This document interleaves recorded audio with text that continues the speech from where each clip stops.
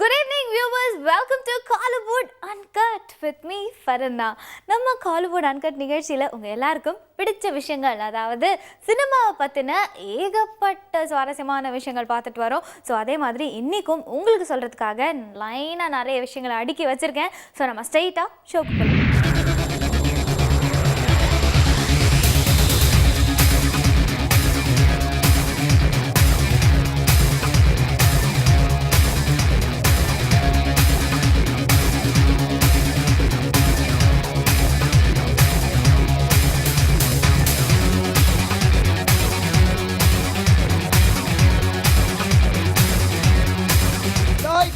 Camera, rolling, music. 1, 2.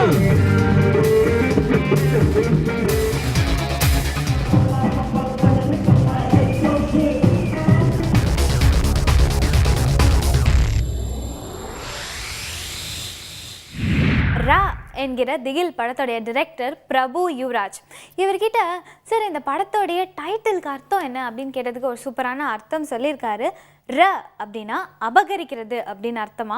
And அது மட்டும் இல்லாமல் டிரெக்டர் சாரும் இந்த படத்தில் ஒரு கேரக்டர் ப்ளே பண்ணியிருக்காரு. ஸோ இது வரைக்கும் இந்த படத்தை பார்க்காதவங்க கண்டிப்பாக தியேட்டரில் போய் பாருங்கள், ஒரு கம்ப்ளீட் என்டர்டெய்னராக இருக்கும் அப்படின்னே சொல்லலாம். இந்த படத்தோடைய ப்ரெஸ் மீட்டை இப்போ நம்ம எல்லாருமே பார்க்கலாம். ஹலோ வியூவர்ஸ், என் பேர் அஷ்ரஃப். ரா படத்தோட ஹீரோ.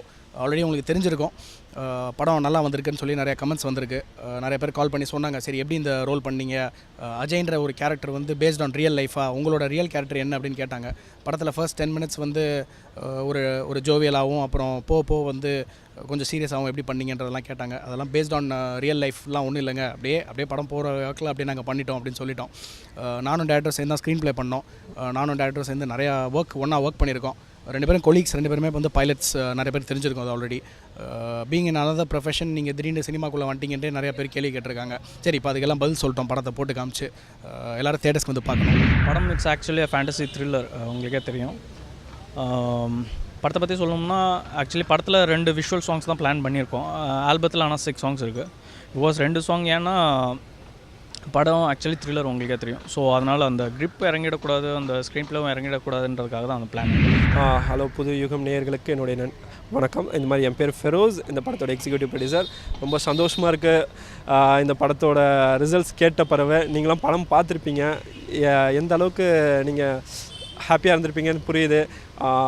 தமிழ் சினிமாவில் புதிய முயற்சியாக இந்த அளவுக்கு அப்ரிஷியேட் பண்ணதுக்கு ரொம்ப நன்றி.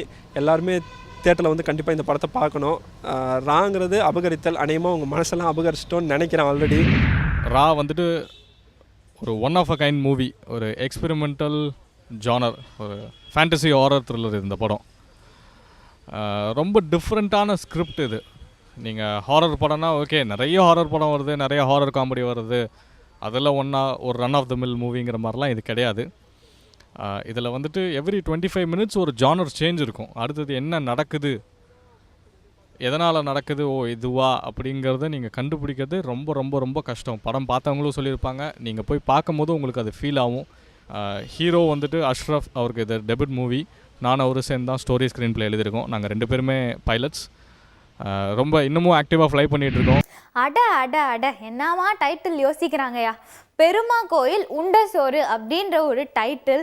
இந்த படம் காமெடி படமாக இருக்குமோ அப்படின்னு தானே நினைக்கிறீங்க. அதுதான் கிடையாது. அண்ணன் தங்கச்சி பாசத்தை ஹைலைட் பண்ணி காமிச்சிருக்காங்களாம். ஸோ பாசமலருக்கு அப்புறமா இந்த திரைப்படம் ரொம்ப பெருசாக பேசப்படும் அப்படின்னு நம்ம சொல்லலாம். இந்த திரைப்படத்தோடைய ஆடியோ லான்ச்சை பார்க்கலாம்.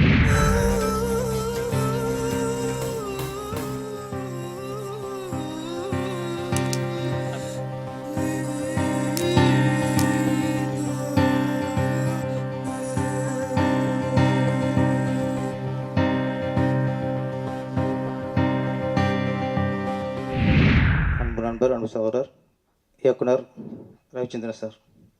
நான் அடிப்படையில் ஒரு தீவிர ரஜினி ரசிகன் தான். ரஜினி படத்தை குறைஞ்சது 4-5 விட பார்த்துருவேன். அது நம்ம கடமையாக இருக்கும் இப்போ. ஆனால் அது தவிர மற்ற படங்களில் தியேட்டரில் படம் பார்த்துட்டு திரும்பவும் 2வது பார்க்க நினச்சி பார்த்த படங்கள் சில படங்கள் தான்.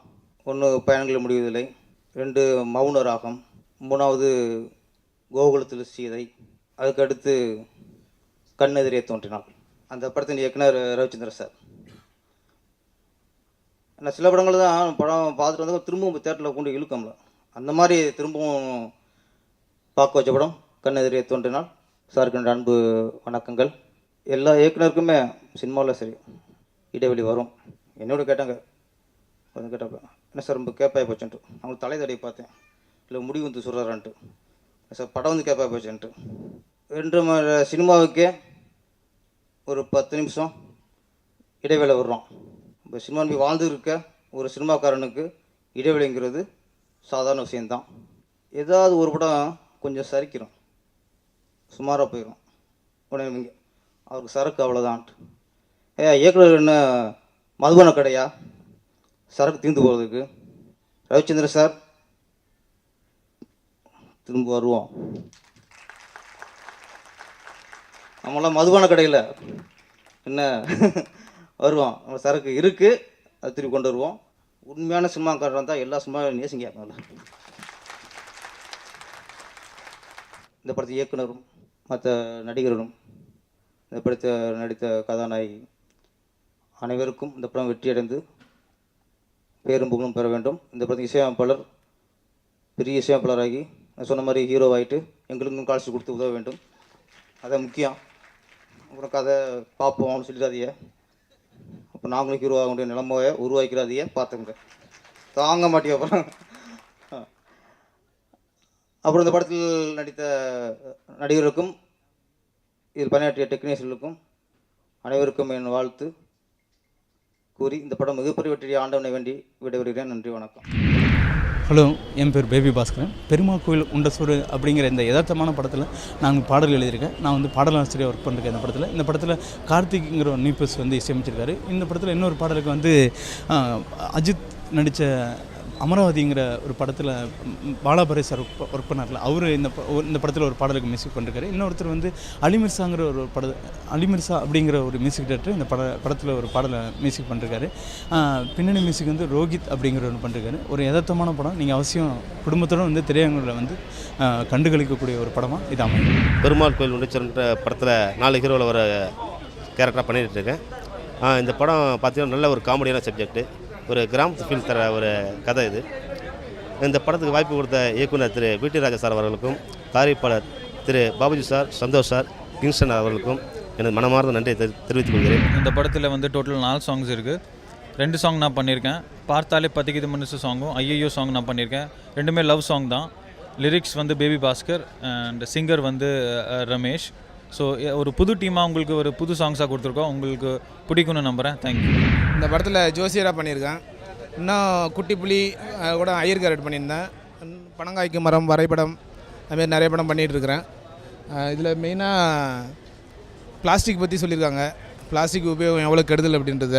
அப்புறம் ஜோசியத்தை வச்சு நல்லா காமெடி பண்ணியிருக்காங்க. இதில் நான் ஜோசி ரோல் தான் பண்ணியிருக்கேன்.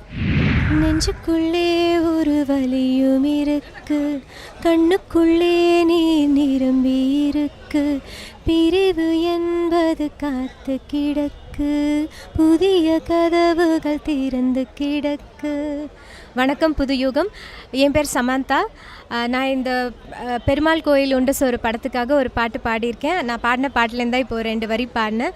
இந்த பாட்டை பற்றி சொல்லணும் அப்படின்னா, இது வந்து ஒரு பெண் வந்து திருமணமாகி புகுந்த வீட்டுக்கு போகும்போது பிறந்த வீட்டோட நினைவாக சில ஞாபகங்களை சுமந்துக்கிட்டு ஒரு சோகமான ஒரு ஃபீலிங்கோட கூடவே ஒரு சந்தோஷம் கலந்த ஒரு ஃபீலிங்கோட பாடுற மாதிரி பாட்டு.